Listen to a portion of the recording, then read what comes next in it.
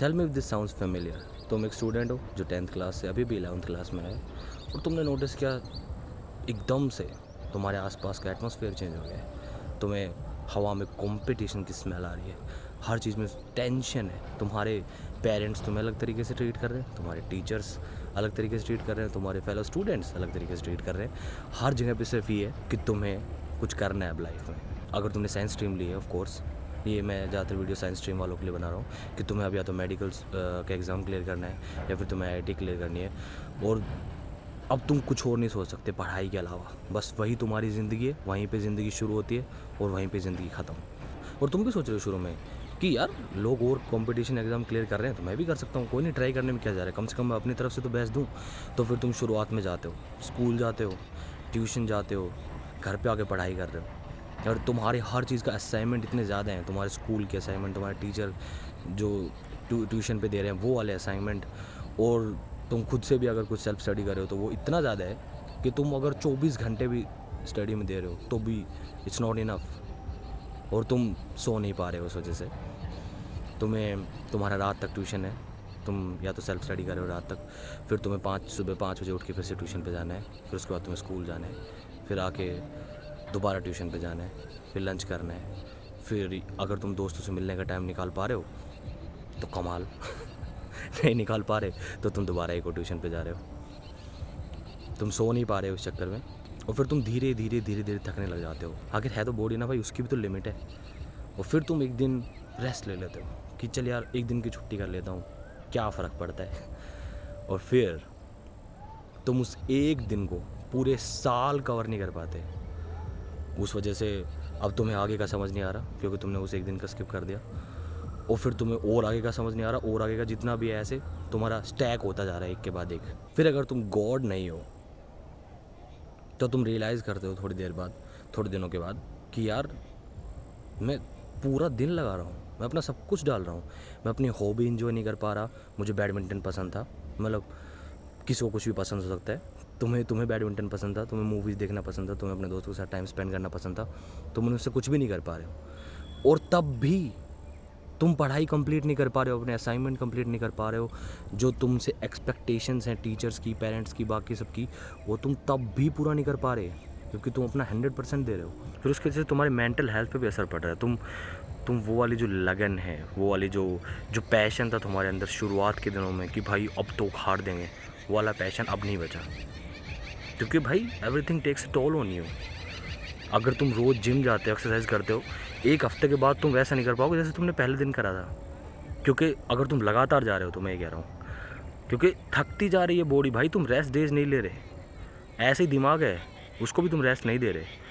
तो फिर अब तुम अगर थोड़ा बहुत पढ़ाई में लैग कर रहे हो, तुम पीछे छूट गए, तो भाई तब तो तुमने वो क्राइम कर दिया है जिसकी कोई माफ़ी नहीं है। अब तो सज़ाए मौत है तुम्हारे लिए। सिर्फ तुम्हारे टीचर्स तुम्हें ऐसे ट्रीट करते हैं भाई जैसे कि तुम इंसान ही नहीं हो। तुम्हारे साथ के दोस्त तुम्हारे साथ बैठना नहीं चाहते क्योंकि वो सोचते हैं कि भाई इसके साथ हम बैठने लग गए तो हम भी पढ़ाई में ख़राब हो जाएंगे। तुम्हारे पेरेंट्स कहते हैं देख पड़ोसी का लड़का कितने अच्छे से मार्क लेके आया, तेरा क्या जा रहा है। तुम्हारे पेरेंट्स कहने लग जाते हैं कि भाई कि तू हमें डिसअपॉइंट कर रहा है।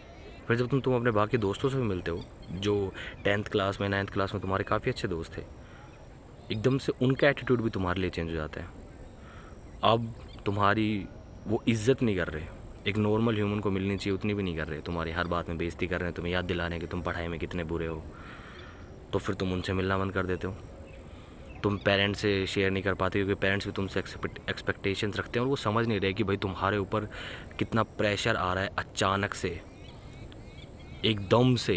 जो तुम 10th में एकदम फ्री थे और 11th में एकदम से आता है, वो समझ नहीं पा रहे हैं, तो तुम उनसे भी बात करना बंद कर देते हो। फिर तुम धीरे धीरे आइसोलेट होने लग जाते हो, अकेले रह रहे हो कमरे में, बाहर नहीं निकल रहे, किसी से मिल नहीं रहे। फिर तुम्हारा स्कूल जाने का भी मन नहीं करता, ट्यूशन जाने का भी मन नहीं करता। फिर उसके चक्कर में तुम्हारी परफॉर्मेंस और ख़राब हो रही है। उसकी वजह से जो भी ये सारी चीज़ें वो और ज़्यादा बढ़ रही हैं। इस वजह से कुछ लोग तो डिप्रेशन में चले जाते हैं। मेरा एक दोस्त है जिसको मैं जानता हूँ, जिसका मैं नाम नहीं लेना चाहूँगा, वो भी चला गया था इसी वजह से। वो अपना पूरा दे रहा था पर वो किसी तरह नहीं कर पा रहा था। फिर उसके साथ ये सब चीज़ें हुई और फिर वो आइसोलेट होने लग गया धीरे धीरे। फिर वो डिप्रेशन में चला जाने लग गया, वो किसी से बात नहीं कर रहा, कुछ नहीं कर रहा। फिर बाद में उसने सुसाइड अटैम्प्ट भी करा, बल्कि मेरे 2 दोस्त हैं जिन्होंने सुसाइड अटेम्प्ट करने की कोशिश करी, जिसके बारे में उनके पेरेंट्स को पता तक भी नहीं है। एक 11th क्लास का बच्चा जिसकी ज़िंदगी अभी शुरू भी नहीं है, वो सुसाइड अटेम्प्ट करने की कोशिश कर रहा है। और लोगों को इस बारे में पता भी नहीं चलता ज़्यादातर लोगों को, क्योंकि सिर्फ दोस्तों को ही दोस्त बताते हैं और वो कहते हैं अरे छोड़ ना भाई, सबको पढ़ना पड़ता है, तू इतना स्ट्रेस ले रहा है, तू इस पर सुसाइड कर रहा है। वो इसी को शेम करते हैं, ये सोचने की कोशिश नहीं करते कि वो उस स्टेट तक पहुंचा कैसे। ऑफ कोर्स सबको पता है कि भाई सुसाइड करना गलत बात है, वो भी नहीं चाहता था करना, पर वो किसी तरह पहुंचा तो वहाँ पे। हो सकता है तुम लोग इस सिनेरियो से रिलेट नहीं कर रहे होंगे, लेकिन बहुत सारे लोग हैं जो कर रहे हैं। ज़्यादातर मैं उन लोगों की बात कर रहा हूँ जो साइंस स्ट्रीम लेते हैं। आर्ट्स वालों के बारे में मैं या फिर कॉमर्स वालों के बारे में मैं इतना जानता नहीं हूँ, क्योंकि मैंने ज़्यादा रिसर्च नहीं करी इस बारे में। लेकिन प्रेशर उन पे भी बहुत होता है। उसकी एक बड़ी वजह ये है कि यार जो चेंज है ना, जो ड्रास्टिक चेंज आता है 10th से 11th में। तुम्हारे 10th में तुम्हारी बुक इतनी सी होती है, इतनी सी होती है, और फिर 11th में तुम्हारी इतनी मोटी बुक 4-5 हो जाती हैं उसी एक बुक से बन के, समझ रहे हो। और फिर इतनी मोटी मोटी बुक एक सब्जेक्ट की नहीं, ऐसे तुम्हें 5-6 बुक पढ़नी पड़ रही हैं। फिर अभी तक जो तुम सिर्फ पास होने के लिए पढ़ रहे थे, that's not enough now.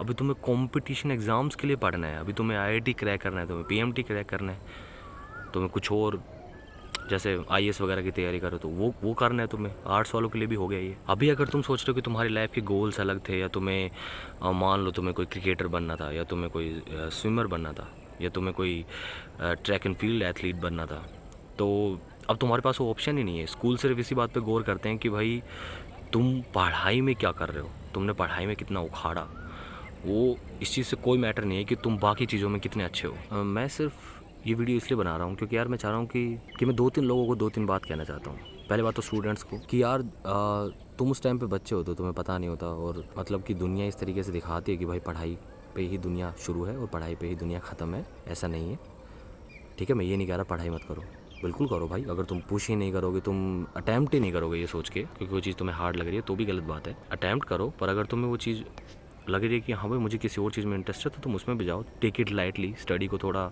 Secondary कर दो।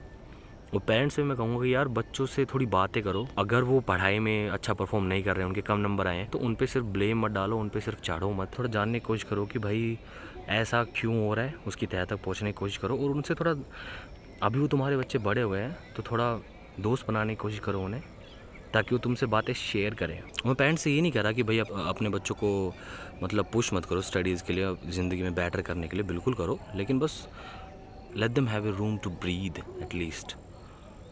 उनके पास कुछ स्कोप छोड़ो, इसके अलावा भी उन्हें लिमिट मत करो बस स्टडीज़ तक। यार ये बार बार कट्स आ रहे हैं क्योंकि मैं जिस जगह पे खड़ा हूँ ना, बहुत सारे मच्छर हैं, तो मुझे बार बार हिलना पड़ रहा है, उसके लिए सॉरी। क्या करूँ, मैं एक जगह पे खड़ा नहीं रह सकता।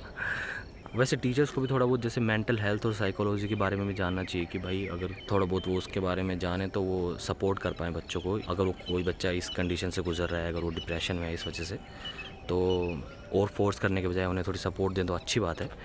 और जो स्टूडेंट्स हैं उनको भी कहना चाहूँगा कि भाई अपने दोस्तों को ऐसे ट्रीट मत करो यार।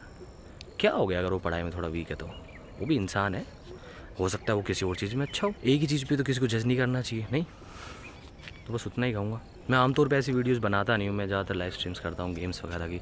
पर मैं सोचा यार कि जब मैं अपने आसपास के लोगों को देख रहा हूँ कुछ कंडीशन से गुजरते हुए, तो मैंने सोचा यार कि क्यों ना मैं कुछ बोलूँ। हो सकता है मेरी वीडियो देख के अगर 2 लोग भी अपने साथ के दोस्तों को अच्छे से ट्रीट कर लेते हैं और उन्हें अकेला महसूस नहीं होने देते, तो मैं समझूंगा यार कि बहुत बढ़िया हो गया मेरी वजह से।